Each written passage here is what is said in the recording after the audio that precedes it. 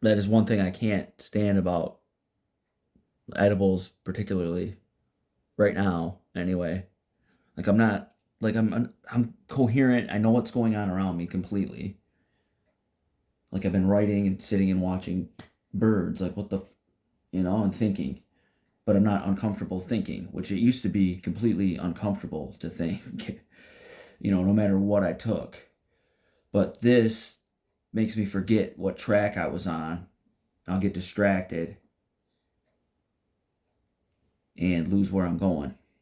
So that's a detriment, if you want to call it that. And I also think words have very important roles in how we shape our thoughts and lives. Like I really do. Like I think words really impact something within us in a negative or a positive way. And there's a lot of words I believe that, like medicine, this is going to ruffle some feathers, but medicine, vitamins, vitamins sound more healthy to me.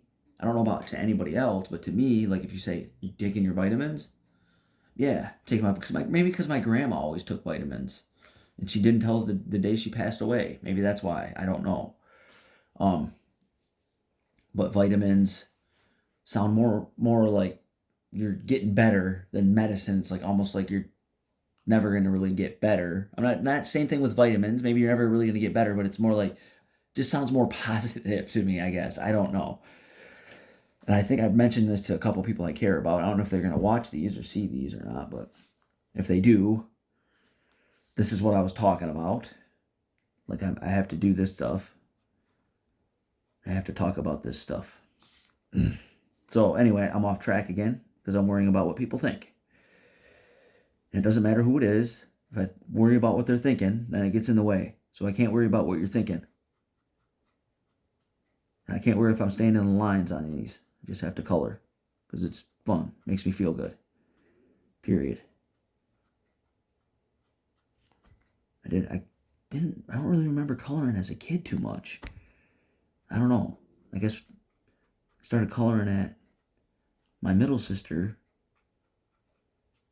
when they had Easter and they put this thing over the table. And I was like, I'm gonna color that. I'm gonna help color that. I was thinking, and I just started coloring it, and the kids thought it was great, and I was like, cool. I was like, all right, cool, I'll do that. Because it's like I was just being a kid again. So maybe that's where it started back again. I don't know, because I don't really remember coloring too much when I was a kid. Only when I was painting the corners on the mound.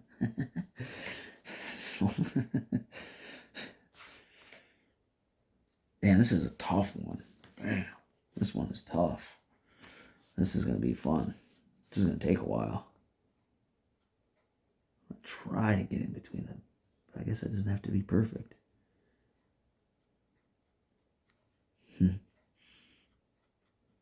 Just got me thinking, that's all. So I think deeper, on a deeper memory level, I guess, if you want to call it that. Like my memories go back further. And I can feel the good memories and I can feel the bad memories, but I want to feel the good memories, and it helps me go back to feel the good memories. But I forget where I'm on track sometimes in the present conversation or the present moment, and I'm trying to work on that. And I want to be able to do that without certain vitamins. There are certain vitamins I'm probably going to have to take my whole life, and that's okay with me.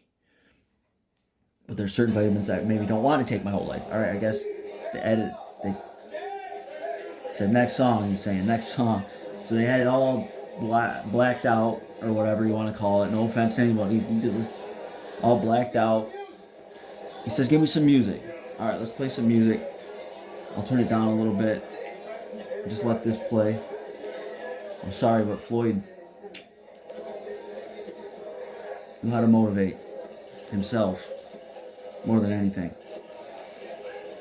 And he didn't come from much, I tell you that much. You can say I'm a dick rider all you want, I don't care. It doesn't matter to me. Because it's the truth.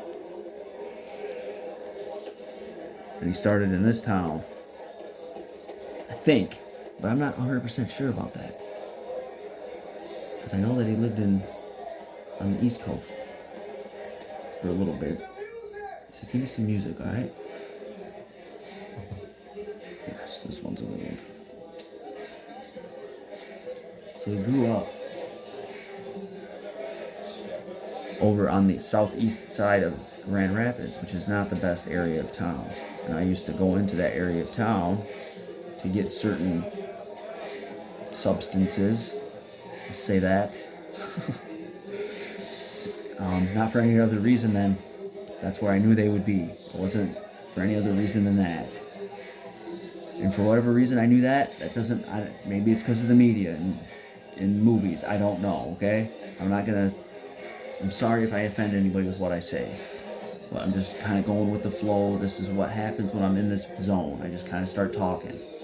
And now I lost where I'm at track because I'm worried about what people are thinking. Okay, so this is somebody who has survived ideations, suicidal intentions. It's probably going to get edited out by YouTube. So I got to watch that word, I'm sure.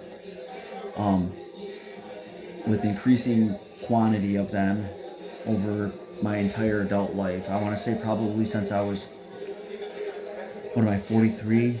19, 20, I don't know exactly when it began. I probably had them when I was a kid, but I don't really remember. So we'll go 22, 24 years with increasing intensity all along the line. And towards the end, it was pretty much an underlying thought, an underlying feeling, an underlying fear. But I just could never do it. And I thought about it, I tried, but it would never happen. You know, I had trees picked out, I had all that stuff going on.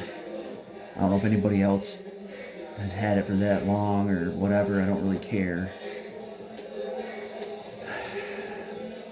Man, this is hard to talk about. Jesus.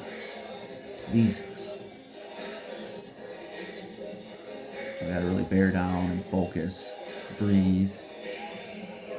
Because this is the important stuff to talk about. You know, people have these thoughts, people have these ideations, people have this stuff going on. And it's okay to talk about it. If you gotta talk about it into a camera screen and never post it, then do that. You just do whatever it takes. Because it doesn't have to be that way. You're not all alone. There's somebody else out there. I promise you. Just as scared as you are about everything that's going on around you. What are they thinking? Who's afraid of me? They don't have to be afraid of me. There's nothing to be afraid of. Are they afraid of me? Maybe they're not afraid of me. It's okay to talk about that stuff with somebody. And I'm going to talk about it on here because I want everybody to know that it's okay to talk about this stuff. No matter what you got playing in the background. If it's Led Zeppelin, so be it. If it's the Red Hot Chili Peppers, cool. If it's stuff that you're listening to right now that you just discovered, sweet, even better. But it's okay to talk about this stuff. Whether it's with your family, your friends, on the internet, I'm doing it. I don't care. Okay? I'm okay now. For whatever reason, I'm okay.